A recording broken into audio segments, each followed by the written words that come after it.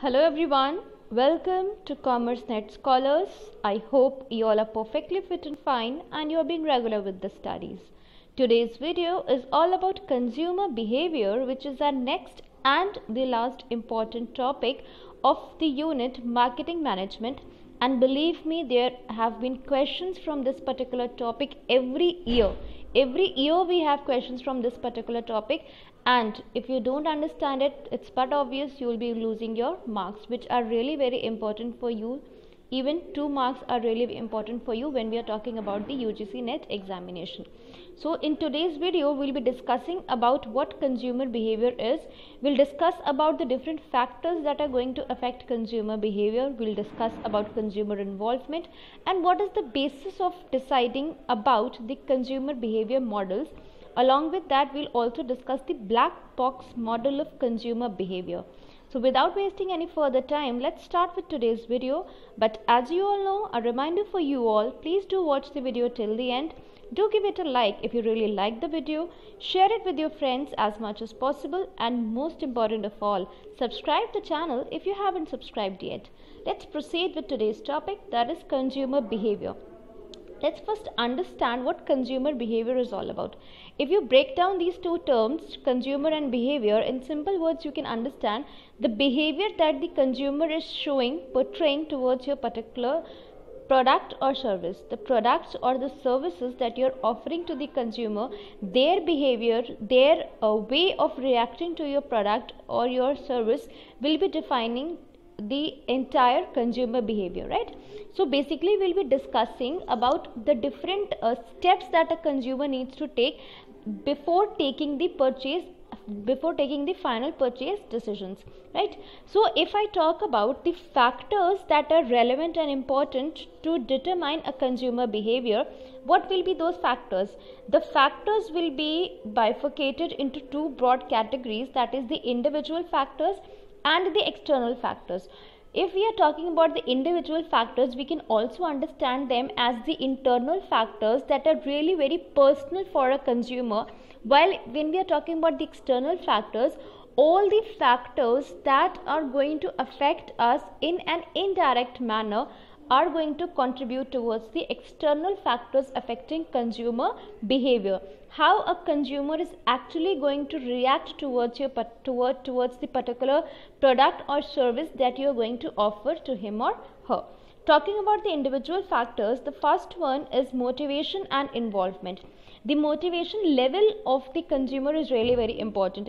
You cannot convince an unmotivated person, a person who has a pessimistic approach to buy any particular product or service, because it's but obvious if the person is not excited, the person is not enthusiastic towards a particular work or towards his life, he would be least interested to buy a product or service. He will have a monotonous form of consumption and he would prefer to consume the products that he has been already consuming so far. So most important of all is motivation level. If the consumer is not motivated, he is not going to prefer your product. So either you need to focus on the customers who are highly motivated, or you devise some strategies as per which you can motivate your customers to purchase your particular product or service. Talking about involvement will have a number of categorizations. You can say the frequency or the interest of the consumer, which is instigating the consumer to buy a particular product or service. The investigations, or you can say the inquiries that a consumer is going to make about the product or service will be defining the level of involvement of the consumer for a particular product or service. Next we have the attitudes. We have discussed all these concepts in my previous videos. You can watch the meaning of these terms, what they actually tell about. But talking about attitudes, we are not talking about the ego of the person. Rather, we are talking about the style the person is adopting to do a particular work, to perform a particular task. Now this attitude can be positive or negative depending upon how the person is going to perceive a particular situation. Same thing happens when we are approaching a consumer or a customer to buy our product or service. The attitude that has already been developed within the consumer will be determining his purchase decisions. Either we approach the customers who will show a positive attitude towards our product, or we again devise a strategy, we devise some methods, some plans, some approaches according to which we can even change the negative attitudes of the consumers, and you can say we can actually convince them to buy our product or service. Next we have personality and self concept, because obviously this is something very very personal and it varies from person to person. Personality does not only mean your physical appearance, but also the values, the belief system that you have, how you perceive a particular situation, all that will be coming under your personality. And self concept will be your personal thought process that you have about a particular product or service. Next we have learning and memory. Whatever past experiences you have about a product or service will again you can say can motivate a consumer to buy the product or service or not. In case the product has already been used by the parents of a person and the parents were not satisfied, he or she will be having a likelihood that oh, my parents were not satisfied, even I am not going to use this product, because they didn't have a good experience, so they don't want to again get into the same problem which they faced.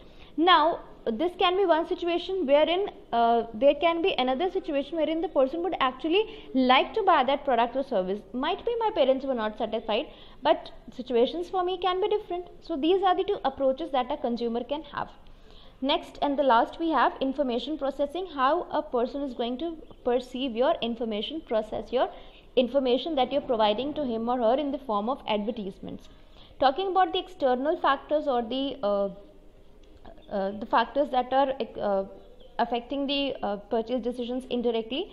First we have the culture that has been followed by a particular group of individuals, for a certain group of individuals. Next we have subculture, obviously the sub part of a culture. The difference between the two can be understood as, if we are talking about our country India, whatever culture we have, that will be constituting your broader concept culture. And the different states that we have in our country, like the northern part of the country, the southern part of the country, the eastern part of the country, the western part of the country, that will be constituting your subculture. Next we have social class, the class in which you live, whether you are living in a high class, whether you belong to the lower middle class family, whether you belong to the upper middle class family, your needs and preferences will be as per that. Next we have the social group, our friends, family, relatives, peer groups. Next we have family, the family members that we have. Personal, some you can say some personal positive or negative experiences that you have been through, and there can be other factors as well that can affect your consumer behavior. Now coming to the next, that is consumer involvement, which is very very important for you to understand. Just make it a point that there will be question from this topic, and this is short. First is the condition of high involvement, that is an active involvement. I'll take an example and make you understand. We'll take two slots at a time, high involvement and low involvement. High involvement is active and low involvement is passive. Now think of a situation that you are a professional photographer and you need to buy a camera, right? Now in case you are a professional photographer and you are going to buy a camera, you will be involving yourself into every minute detailed specification of that particular camera, because that is something that is contributing towards your profession. Same thing happens if an IT expert is going to purchase a laptop. He or she is going to involve himself or herself into every minute detailed specification of a laptop. Whereas if we talk about a layman, if suppose I want to go, I'm not a professional photographer, I'm not a professional IT expert, so in case I want to go to buy a camera, I would just look out for features. Yes, some good resolutions must be there, then I'll talk about the pixel, matlab all the basic knowledge that I have about a camera. Coming to the laptop, or the basic work that I need to do with the laptop, if it satisfied the criteria, the conditions, if the shopkeeper is ready, fine, I'll bring it and I'll take the take the purchase decision and I'll bring it home.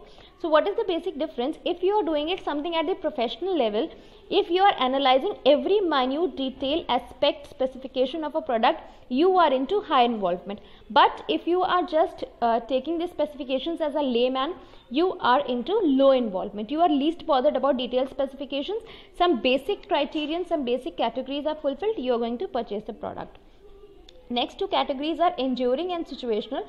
Enduring is long term and situational is short term. Now when we are talking about enduring and situational, we can have some examples. For example, if you are talking about any long term purchase, now when you are going for some luxurious items, or you are going to buy some assets, you are going to buy some jewelry, that will be an enduring involvement, because that is going to affect your long term expenses as well and long term budget as well, because therein you will be spending a huge amount of money, right? And that can reflect your financial position in the long run. So that will be an enduring involvement, wherein the reflections will be seen for the long term. Talking about situational or short term, in case you want to travel and you need urgent tickets, you approach for railway tickets or you approach for plane tickets. In that case, your involvement is situational involvement, because you simply want to fulfill your short term need, which is for a temporary period of time. That is not going to have any long term implication on you, wherein enduring involvement will have a long term implication on you. Now, talking about process of consumer behavior. This process you need to understand really carefully, because this is the base for all the models of consumer behavior that are there, right? I'll be preparing the videos for all the consumer behavior models as well. If in case you want, you can go through them. First one is need recognition, but obvious, you being a marketer or a producer, you have to understand what is the need of the consumer, what the consumers actually need, and then you are going to manufacture the product or service. Next is information search. Once you have analyzed the needs, you are going to move towards the next step, wherein you will go through some information that what kind of products are already available in the market to satisfy those needs. Are the customers satisfied or not? Anything like that. Next we have evaluation of alternatives. Now see, first I'll be explaining you in the from the point of view of the marketers, and then from the point of view of the consumers. Now evaluation of alternatives, whatever products you already have in the market, you being a producer or the marketer, you are going to analyze them, that these are the alternatives for my product, I have to manufacture something better than this. Next we have purchase decisions and purchase. Finally, your customer has purchased your product. And the last is post purchase behavior, the feedback that the customer is giving. Talking about from the point of view of the consumer, if I talk about need recognition, you being the consumer, you need to recognize your needs, what you actually need.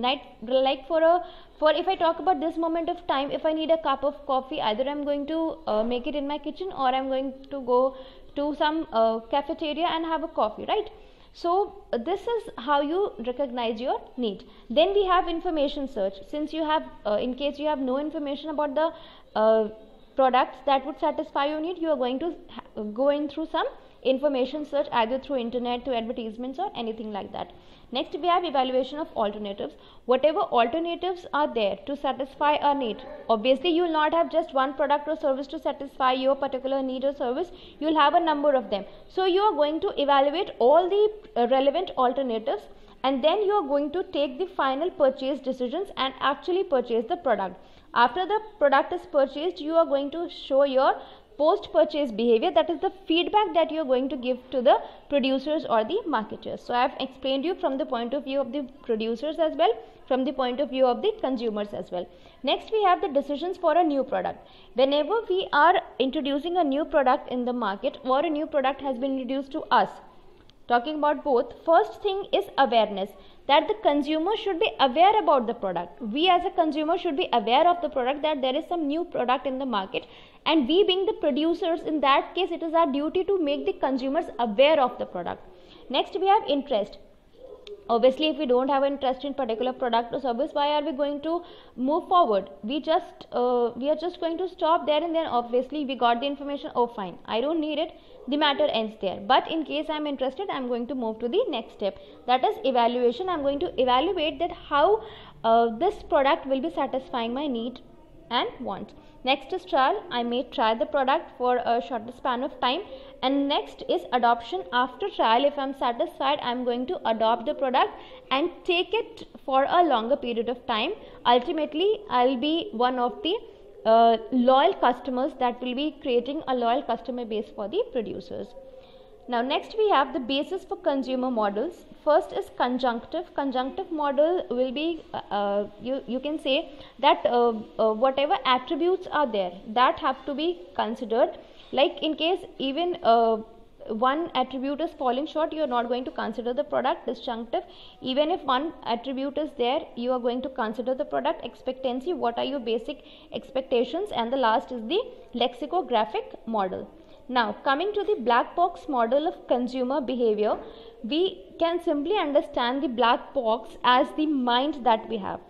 Talking about consumers from a producer's point of view, black box can be referred to as the mind of the consumer, wherein you are actually going to feed the information about the product or service.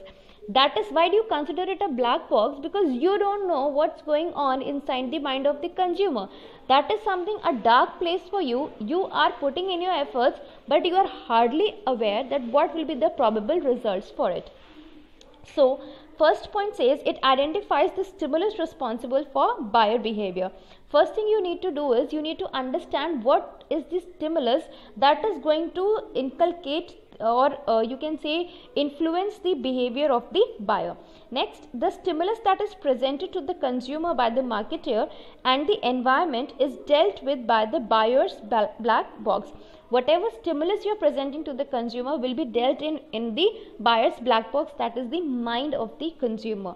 It comprises of two sub-components, that is buyer's characteristics and buyer's decision process. Whatever the characteristics a buyer is possessing, whether the attitudes, the personality, the self-concept, all that will be coming under the characteristics of a buyer. The age, the place where the person is living, the occupation, the income, the gender of the consumer, all that will be the buyer's characteristics. And talking about buyer's decision process, what is the series of steps that the buyer or the consumer will be adopting for purchasing the product. Next we have the trends in marketing. This is important, you can go through it. Social marketing, wherein we are considering the social welfare of the consumer. Next we have online marketing. Then we have green marketing, meta marketing, and customer relationship marketing, that is your CRM. So these are the prominent trends in marketing these days. I hope all the relevant topics are clear to you all and you've understood them really well. Next video will be starting with our next unit. That's all for today. Thank you and have a nice day.